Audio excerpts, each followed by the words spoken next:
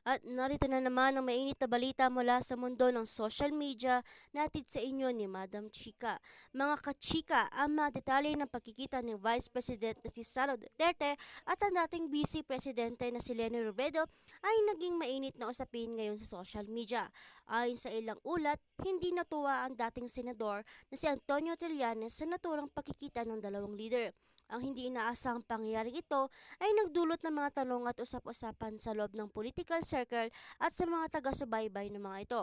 Ayon kay Trillanes, hindi niya inaasahan na makikita at magkakaroon ng personal na pag-uusap si Vice President Sara Duterte at si Leni Robredo. Sa isang pahayag, sinabi ni Trillanes na hindi ito ang tamang panahon para magsanib pwersa ang dalawang leader, lalo na't may magkaibang pananaw ang kanilang mga partido sa politika.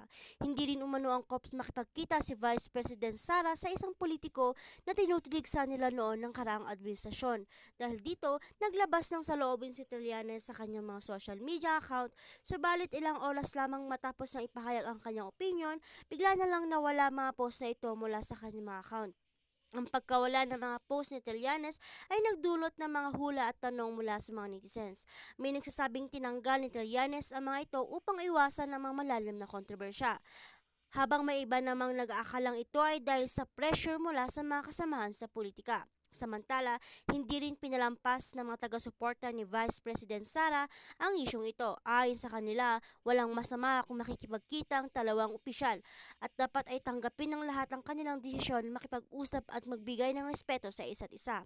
Kahit pa magkaibang panig sila ng politika, may mga nagsabi ng pagkikita ay pagkikita lamang ng maturity at willingness na magtulungan para sa kapakanan ng bansa, kahit pa hindi makasang-ayon sa lahat ng aspeto.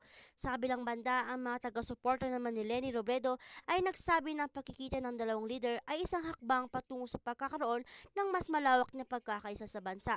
Ayon sa kanila, hindi ito nangangahulugang sila ay nakatagpo sa isang particular na political alliance, kundi isang simbolo ng pagkakaroon ng respeto sa isa't isa bilang mga public servants na may malasakit sa bayan. Ibinahagi rin ni ilan sa kanila ang mga positibong reaksyon mula sa ibang leader at mamamayan.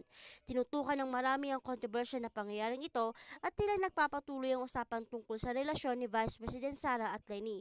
Samantalang, patuloy ang mga usap-usapan, wala pang opisyal na pahayag mula kay Vice President Sara Duterte hinggil sa kanyang naging pagkikita kay Leni Robredo. Hanggang ngayon, ang publiko ay naghihintay kung ano magiging susunod na hakbang ng mga leader na ito sa gitna ng patuloy na pang-usbong ng mga politika sa bansa.